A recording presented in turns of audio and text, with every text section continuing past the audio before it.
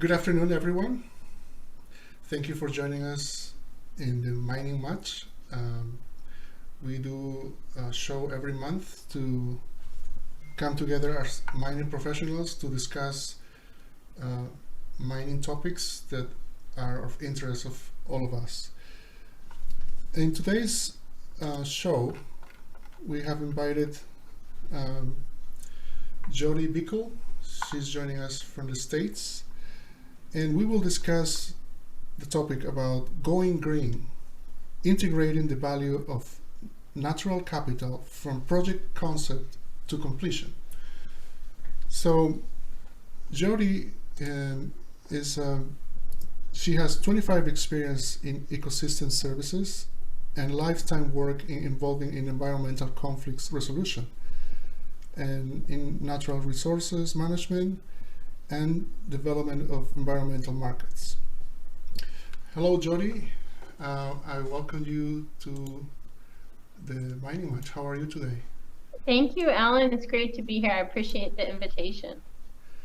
Thank you. So, tell us a little bit about your company and your services before we go into the actual subject. You bet. I'm happy to do that and really glad to see you all here. So I see Steve, Irish, Marilyn, Neil, and Gabriella. Thanks for joining us here at the end of the year.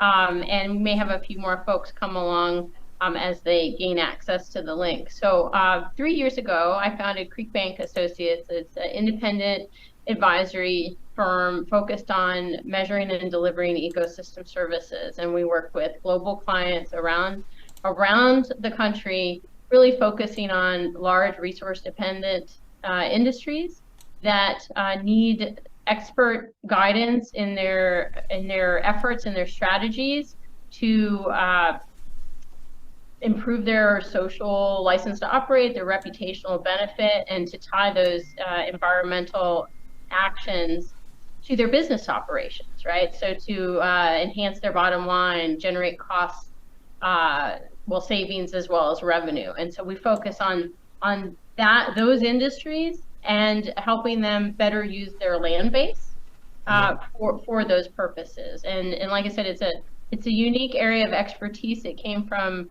my 40 plus years working across industries and working across the landscape. And so we brought together the team of associates to help in this way. And it's been amazing the number of industries that we've been able to work with and help them with their strategy. All right, great. So, in the mining industry per se, how long you've been working for mining companies? So I've worked my way into the mining industry, starting off with restoration companies, so where their business line is to create environmental restoration, as well as agriculture and crop protection, global crop protection companies that are working across the landscape, and then bit by bit, really, connecting with all those large resource dependent industries that own large land bases. So over the last 3 years working in the mining industry, helping companies to screen their assets and think about them in terms of non-traditional revenue generation to meet those social promises. Excellent. Well, without further ado, I think I'm going to turn over the floor to you so you can start doing your presentation. Great. Okay, and so I will share screen here. So that came through all right. You can see the cover slide. Yes, it's Great. looking good. And so this, I just recently presented on this topic at the American Exploration and Mining Association in Reno, so just a week ago. And there may be some folks that I didn't get a chance to interact with that are attending today. Really, I was very impressed there at that conference where this is across all of North America and the increased emphasis on the intersect between stakeholder relations, corporate commitments, and ESG activities, as well as mining finance. So I actually presented in the finance section, but we're going to have more time today to talk through these examples that I'm sharing. And what I'm going to do is go through the materials, and then at the end we'll have detailed discussion, Q&A, and we can go back to any slides that folks have noted. So definitely take a note if there's something you want to go back to and explore in more detail. So we'll move ahead, and this is kind of the outline here. So we'll talk about what it means to go green across the life cycle. I'll go through a series of explanations around market drivers in the environmental market space, concepts and examples that could be considered in mining operations today, the points of analysis, and then pointing to the path ahead. So I did just give you a brief overview about what Creekbank focuses on. You can see on the left across all the natural resource classes, and on the right-hand side, the number of industries and different types of industries that we've serviced. And then just to highlight that our focus of services span from sustainability advisement, restoration projects, performance, and management. So I also wanted to bring people's attention to a related conference that's coming up this summer in the States. It's in Denver. And so the URL is right there if you want to jot that down, but very related to this topic that we're covering today. The Environmental Markets and Finance Summit looks at compliant, voluntary, and resiliency environmental markets and across those asset classes of carbon, water, and biodiversity. All of these things are of relevance to the mining industry.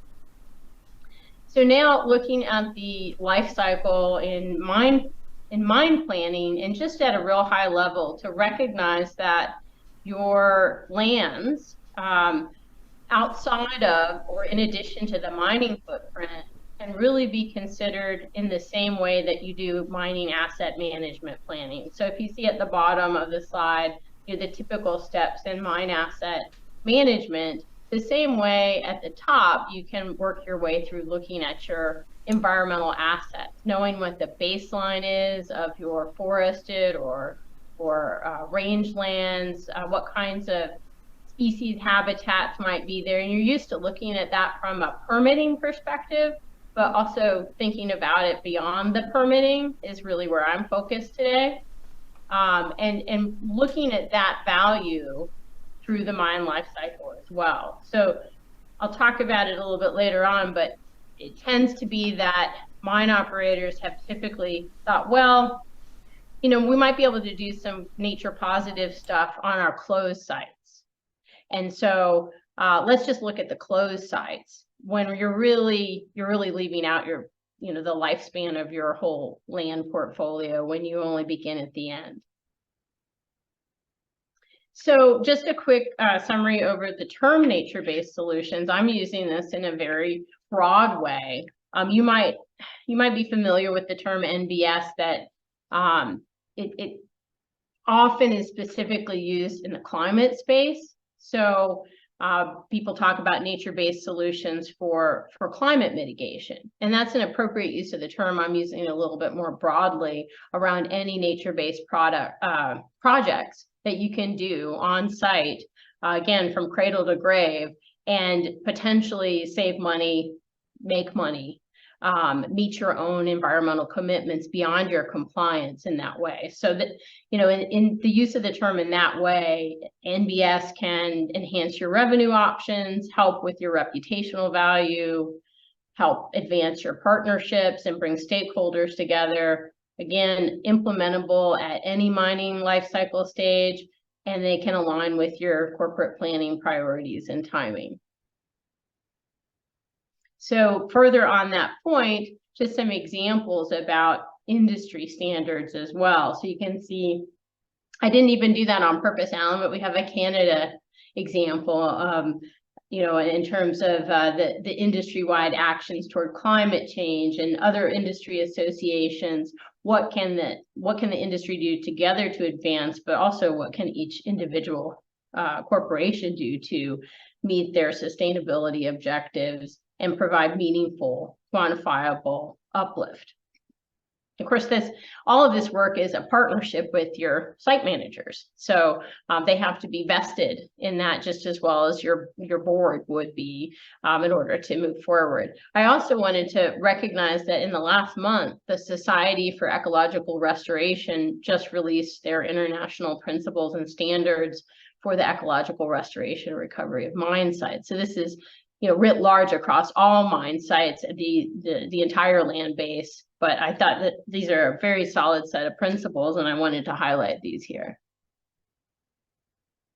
And then I also wanted to bring attention to some of these you would be familiar with, others may be new to you, but global frameworks around environmental and sustainability commitments that many mine corporations are looking to for guidance as they develop their own internal commitments. The SDG standards, IUCN's nature-based solutions, the Task Force on Climate-Related Financial Disclosures, and more recently, COP15 was just in Montreal and focused on biological diversity. So now there's going to be quite a lot in this section of explaining environmental market drivers and then providing you a number of concepts and examples, many from the mining industry.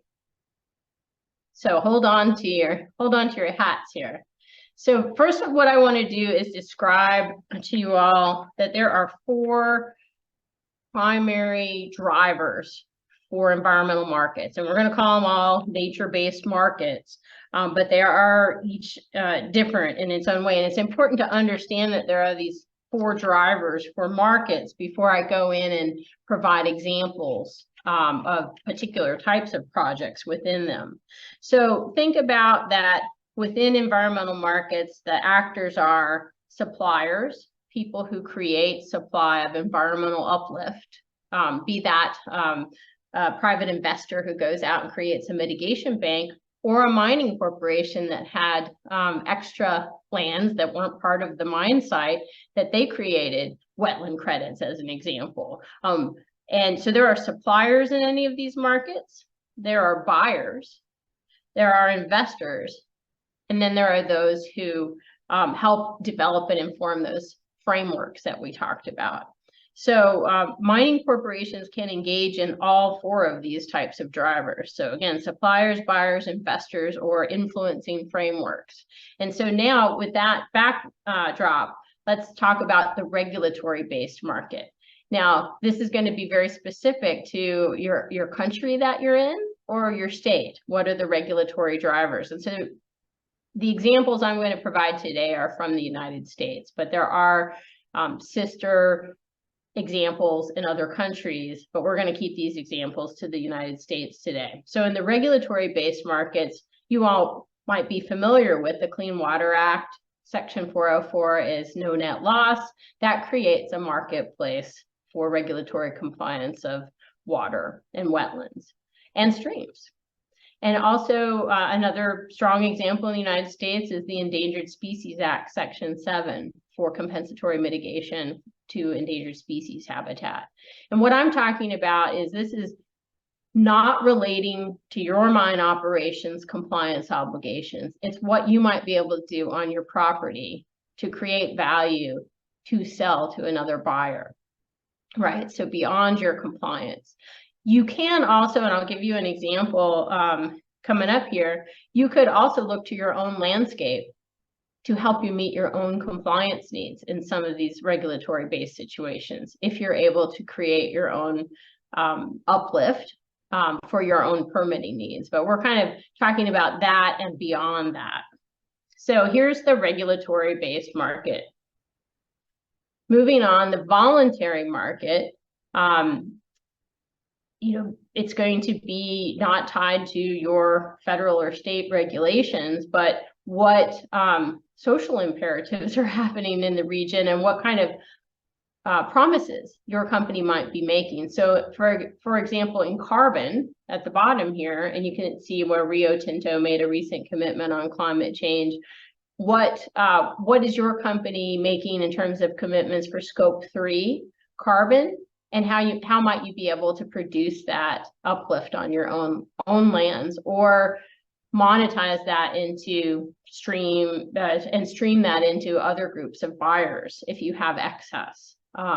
So that's you, and you can see the example above is really about a corporate standard, and there are quasi-state markets. This is an example in New Zealand where there's an exchange around biodiversity credits.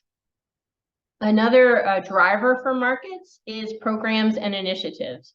Mining corporations may or may not participate in these, but they would be regional, state, federal, local initiatives for landscape restoration.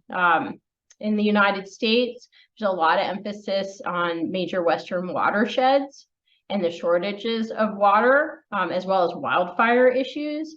And so if you have land assets in the region, you may be able to participate in that in some way, either with matching dollars, and maybe getting a match for those government or nonprofit resources to restore your habitat. So that's an example of program and initiative.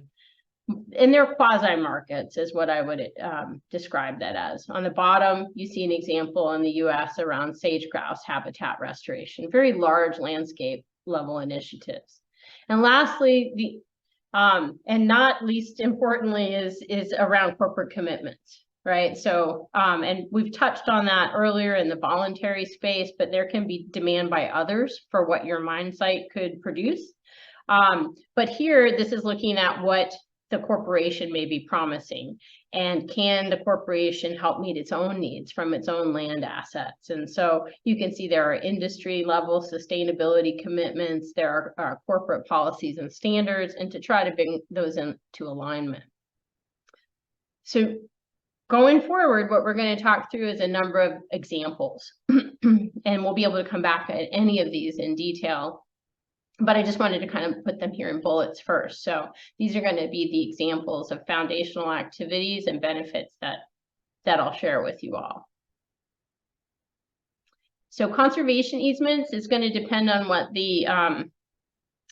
the federal and state laws are in your country around conservation easements and how that may be applicable to your mining operations. Some of you may be familiar with them and maybe not, but they are a legal agreement that sever development rights, future development rights from a property to a third party holder or steward. Typically, it's a land trust organization. And so for a mining operation, there may be excess acreage that you have that isn't tied to the mine site that the corporation intends to hold, but you can sever that future development right from it. And there are tax benefits if it's donated. So that is a cost savings for the corporation. If the land was idle, you had no future plans for it, it was a closed property, that is something that you can do at a site like that. And that is a cost savings potentially and reputational benefits. So we're just going to touch on the concept there. So now going forward, each one of these, I'll describe the concept, and then I'll give you an example. And most of the examples are in the mining industry. So here you have a situation on the left where you have incised streams. And on the right-hand side, you can see the streams have been restored and the fisheries habitat improved. And there are markets around mitigation and restoration of streams. And they can be, the activity, again, could be from a regulatory or a voluntary reason.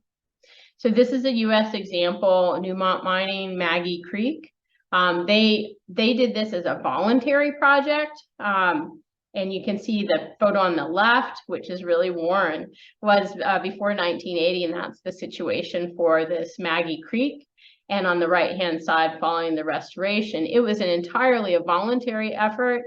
But I often wonder, how well is the company quantifying those outcomes, those environmental outcomes, and tying it to their social promises at the same time. That the quantification and the communication is just as important as the restoration on the landscape in terms of benefits to the company. So now we're going to still staying in water. we're going to look at mitigation or restoration of a wetland site, right? Taking a site that was formerly a wetland site and restoring it back to that and creating a mitigation bank. So in the United States, that's driven by the Clean Water Act, Section 404. And basically this is a permitted process. The mining corporations in the US would have experienced potentially needing permits to impact wetlands.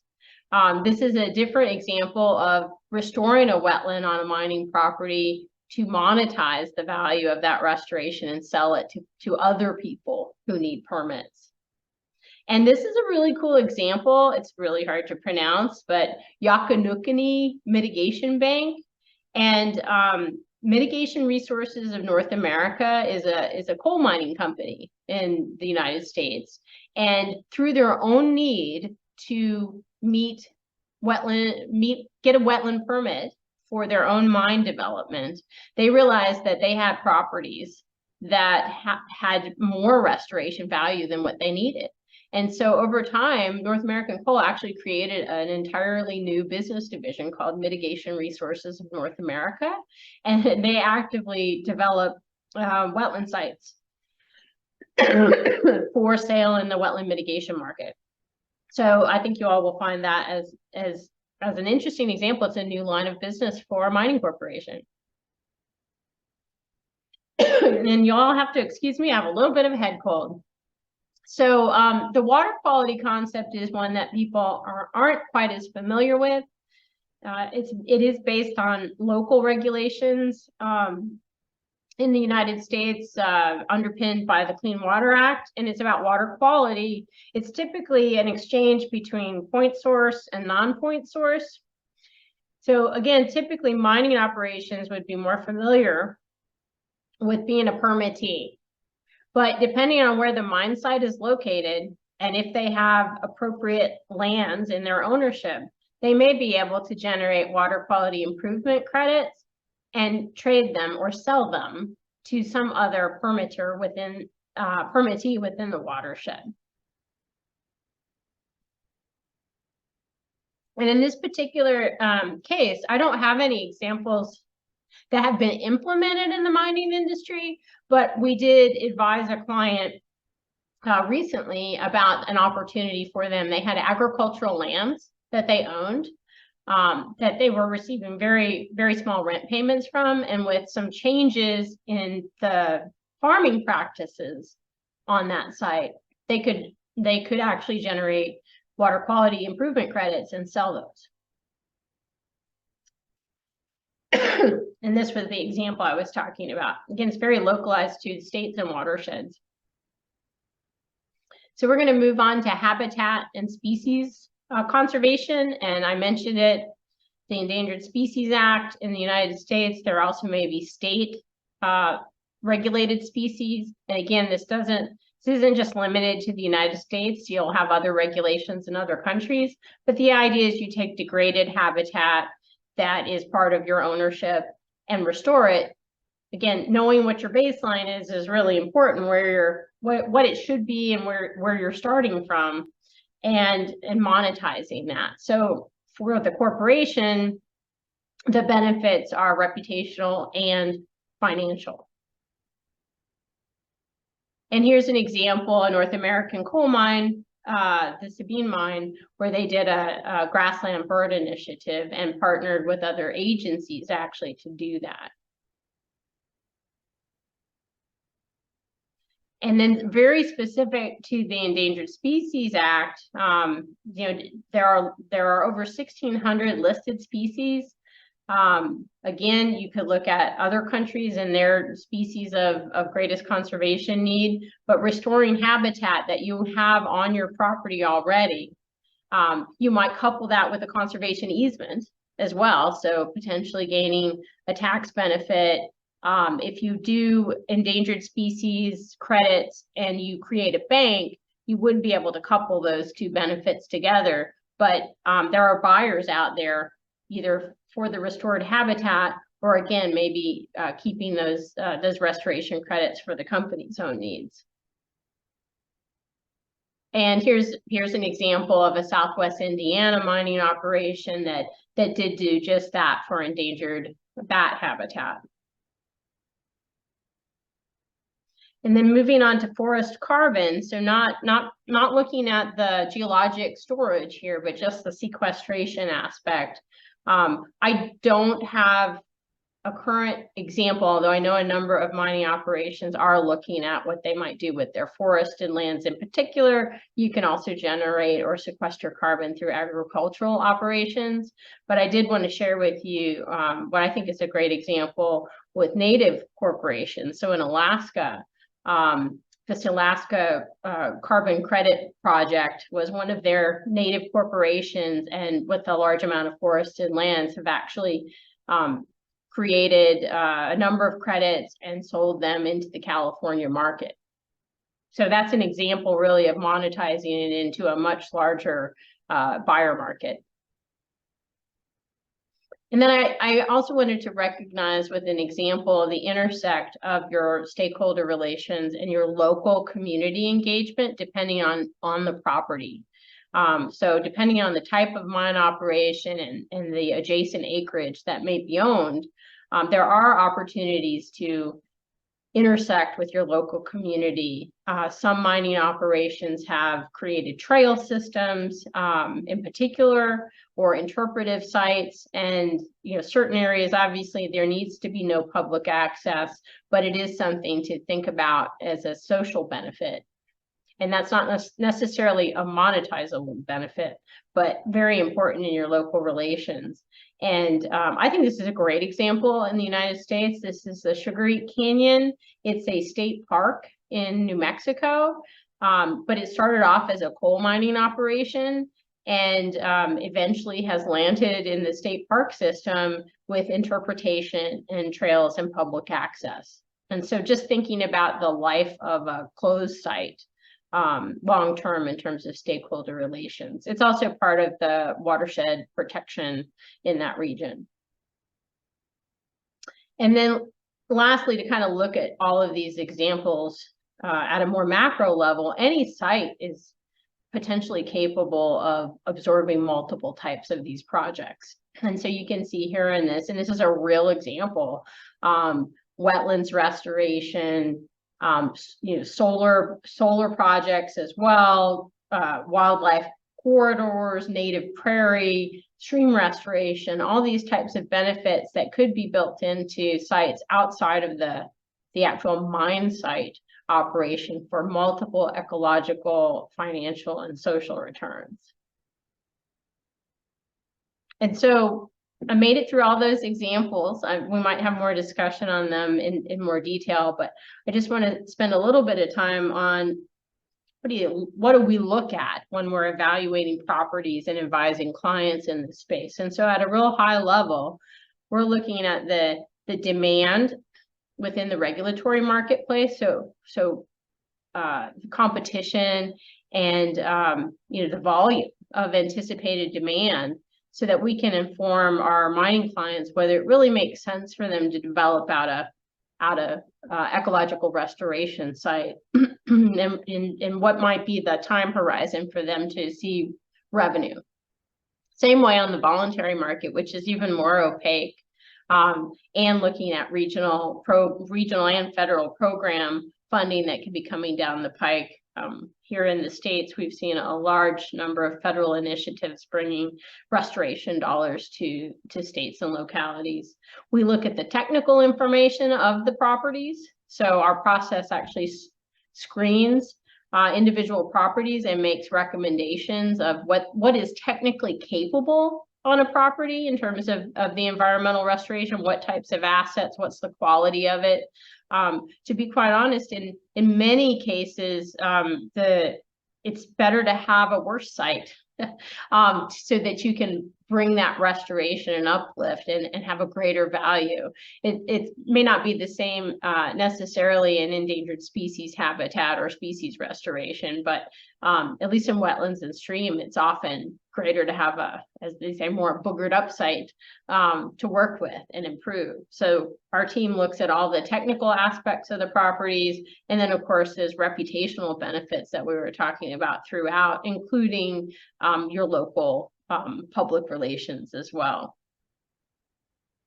And then you can kind of, think your way through this funnel, this process of we screen these environmental assets for a corporation, either on a per site basis or a portfolio basis.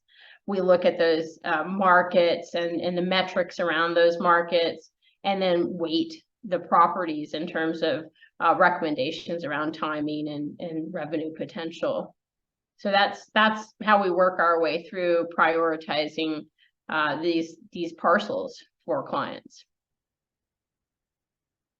And then just a couple of slides on the look ahead. So now that we've gone over the possibilities on mining sites, let's kind of look at what the next steps would be, right? So the first box is around, let's identify those nature-based solution opportunities, look at the relevant stakeholders, look at the corporate strategy and the markets, and then you get to an implementation stage. So we spent all of this time talking about the first box. When we get to implementation, we want to again align it with the mining compliance targets, identify that uplift target that we were talking about just a moment ago, and design these projects for environmental markets and the monetization where possible. You move into the next stage of measuring and tracking those outcomes and how that ties to stakeholder engagement and community values. And lastly, but again, not unimportantly, is communicating those nature-based solution outcomes internally for trainings and decision making, but also externally to really help, again, tell that whole story and help the public understand the mining industry as very oriented toward their natural environment. That's what their business is based on. And lastly, I'll just summarize is that for Creekbank, our services in this space are really looking at how to integrate those nature-based solutions, asset management across the mine life cycle planning. So again, from conception and cradle to grave, even at the identification of property acquisition. So you have a exploration site and it's a great place. Well, maybe carving out what's the ideal property boundary lines, thinking about some of these things as should this acreage be in or out? Is there a value to the mine corporation that they might not have considered? So our services are focused on that integration and then the implementation of these nature-based solutions, from monitoring and assessment all the way through long-term management planning. And I'll just conclude with these three high-level bullet points or bubbles, is that going green is, it's not just a phraseology, it's not just Kermit the Frog, but it has to be from integrated business, social, and environmental processes. If it's only like, let's just do stuff for the environment, but that doesn't tie to the business operations and decision making, and that doesn't tie to the promises that are being made publicly, you have a disconnect. And so it's very important for the work that our team does across multiple industries is to tie these aspects together so that the actions are integrated. And I think that's the concluding thought. I'll leave you at 40 minutes, Alan. Okay. I'm going to just give it some time. I'm going to ask you a question myself. Sure. I'm a mining guy, so I see things from the mining perspectives. Now, your presentation have given me a different perspective that I think that most of mining people don't see it that way. So probably, and that's the disconnect that could be happening because, the mining activity is a business. We go invest and the resources in the ground, there's the value. We make an investment, we build a mine, and we sell to the market the products. Now, obviously, that depending on the jurisdictions where we're working with, any country, the permitting and the interactions with the stakeholders and the nature of flora, fauna, is going to vary depending on the size of the project and what is actually you are exploiting or selling.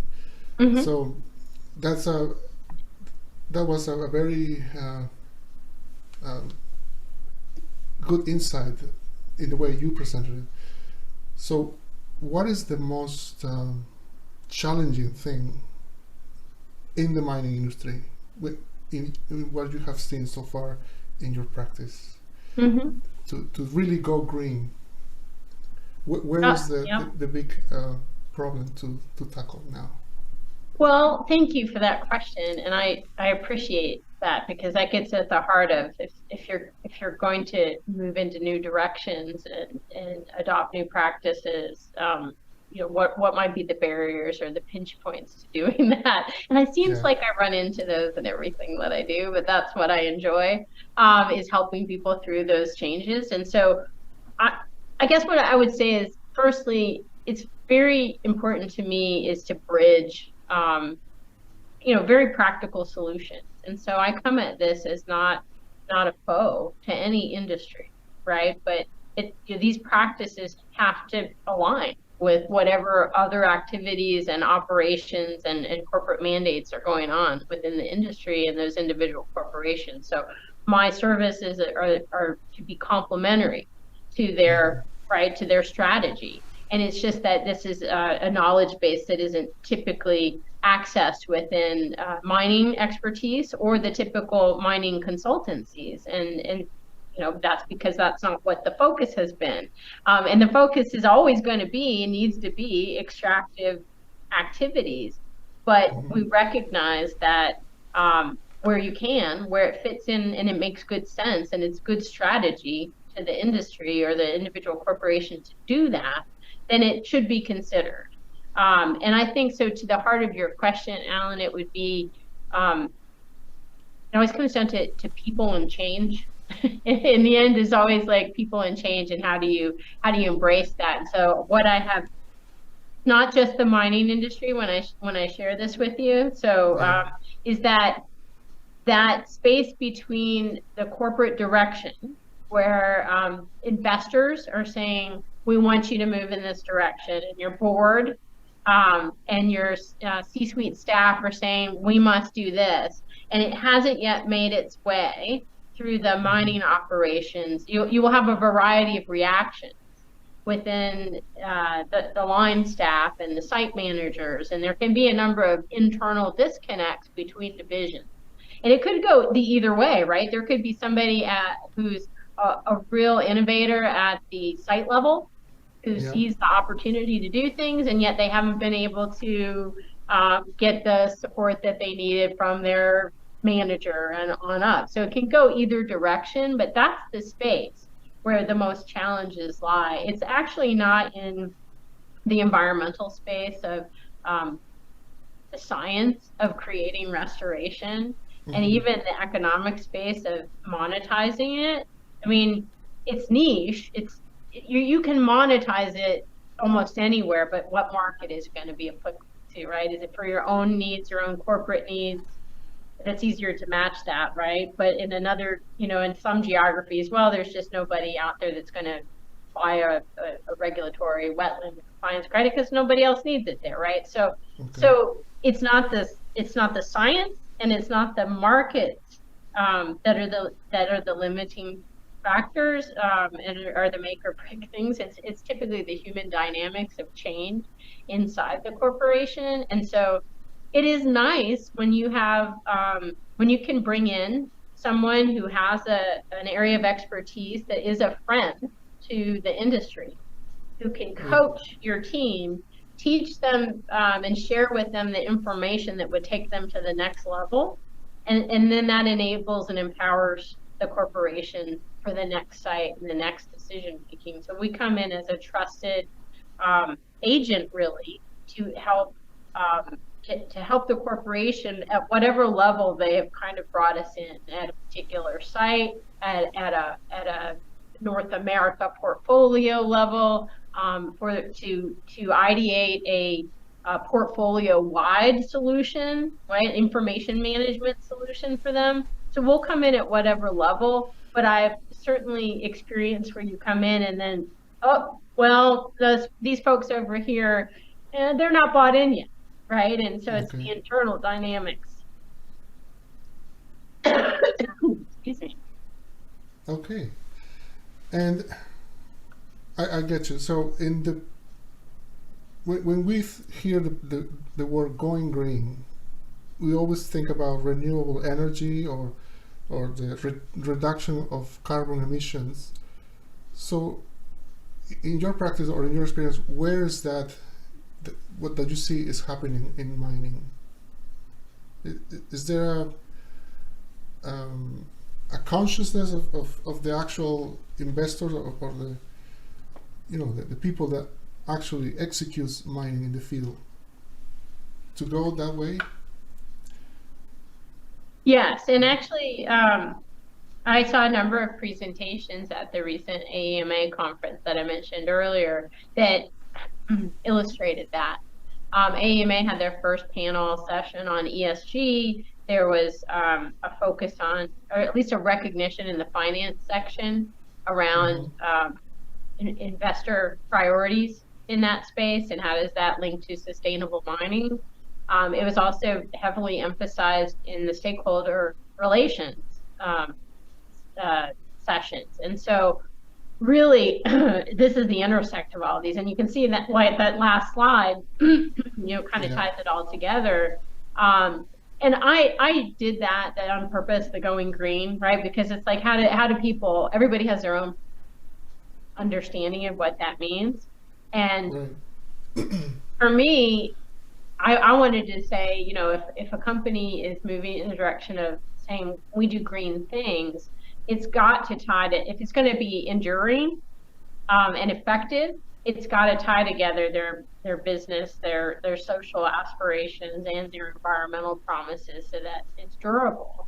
And I mean green, like green money, is as equally empowering, right, as doing green actions, and they're not always opposed to one another, right? They can support and advance the business. This isn't going to replace your mining operation. That's not the point. Yeah. But your green activities can add to your business instead of taking away per se, right?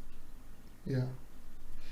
Yeah, of course. The mining industry provides the raw materials that we need to go green as a society. Right. Like I was in a talk yesterday about lithium, how to find more lithium to do batteries so we can have electric cars. So yeah, it is, but of course we promote the execution of responsible mining under the principles of sustainability. So that's the way we like to put it. Absolutely, and hopefully society will catch up in their understanding, right? It's the same way in agriculture, not necessarily understanding all that goes into food production, right? And how that relates to impacts on the land. Hopefully we can, by the mining industry being even more forward in communicating meaningful environmental and social outcomes that align with their promises, hopefully, the general consumer can start to say, you know what, we appreciate the mining industry more. We're not at odds with it. We understand that it's extractive, but they're also responsible in their extraction. And so that's the space that our services are situated. Yeah, create awareness that you have like plus 30 elements in your pocket coming from mining. Right. I want to give a chance. We still have 5 guests with us. Please, if you have a question, go ahead now. Hi, I'm Gabriela. I have a question. Hello. Hi, Jody. Thank you for your great presentation. Yeah. I learned a lot. And Alan, gracias. Mucho gusto. Mucho gusto. Adelante. I'm Gabriela Castro from Trading Motion. I've been working in the mining industry for 13 years. I'm Mexican, but I live in the US. And what I do, I support companies to do business in Mexico, the USA, and Canada, mainly in mining. And the way I've been working for the last 2 years is supporting the mining industry to bring the best technologies to do the best. Mm-hmm. Mhm. And maybe Jody can talk a little bit about that. I didn't see any slide about this, but I'm sure that you have experience on this, as you were saying, because going green is broad. So what does going green mean for the mining industry? So that I agree with Alan. It's in mining it's different than from other industries. We have a different view of green talking Mhm. about mining. So my question is, what the industry, according to your experience, what the industry or the mining companies are doing to get the best equipment or the best services, the best products, precisely to do the best regarding the environment. Well, hi, Gabriela, and thank you for joining us here. And I appreciate your question and your interest, right? Because this is, it's the end of the year, and it is, though, it's on the mark in terms of going green in people's interest and how that term is interpreted. So there is a very observable focus in the mining industry on the technology, equipment, basically achieving, I think, and there's nothing wrong with this approach at all. It makes good sense. Where can you make the biggest progress toward your environmental commitments as a corporation? And you have to work your way through that, right? And so looking at your fleet, looking at where you receive your own power from, those are all first level activities. And some of them are tied to scope 1 and scope 2, and then you get into your scope 3, and what can we do as a corporation to inset or meet our own carbon needs there. So our company does not advise on the technologies, the emissions space at all.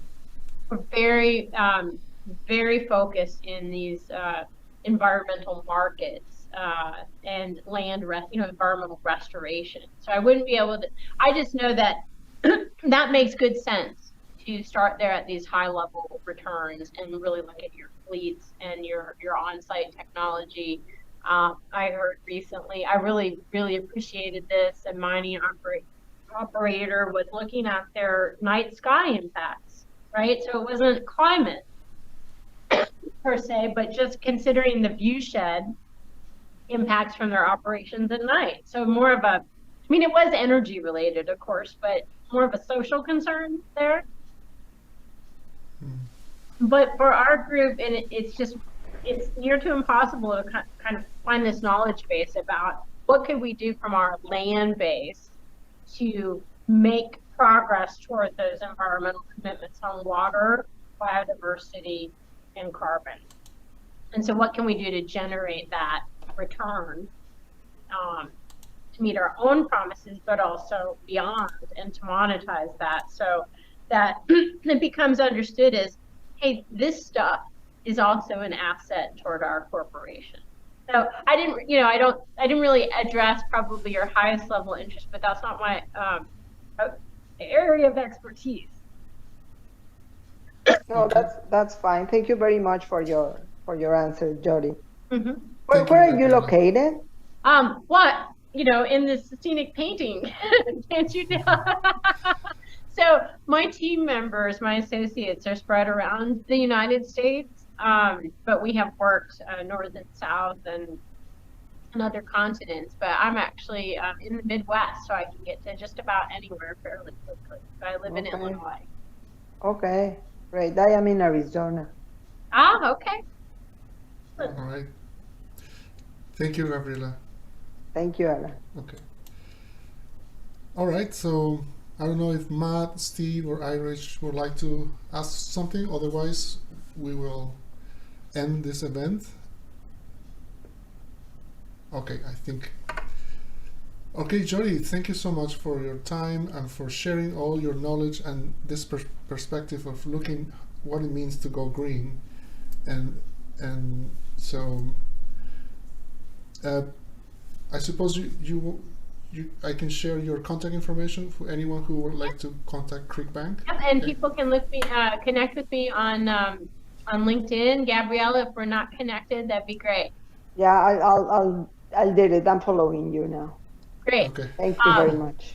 Thank you all so much, and Alan, thank you for organizing these. It's important work that you're doing. Yes, thank you. And this is all recorded, so we can share this so others can learn and what you do and about this Yes, subject. please. Thank you so much. Thank you. Happy Okay, I'm gonna holidays. just Bye-bye. tell the closing words and this program will end. Thank you. All right, folks, for Mining Much, thank you so much for watching this video. I just want to give a little message. I think that all mining professionals, whatever you do in mining, you have to become an environmental activist, and do responsible mining.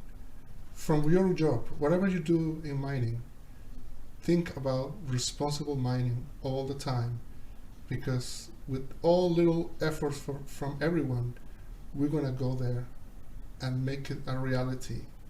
So we don't have another mining disaster somewhere in the world. It's all about people, how people act and what decisions they make is what makes a difference. Okay? And also, I want to wish you very, very happy holidays for you and your family. Thank you, everyone. Have a beautiful day, and I'll see you in the new year. Goodbye. Thank you. Goodbye.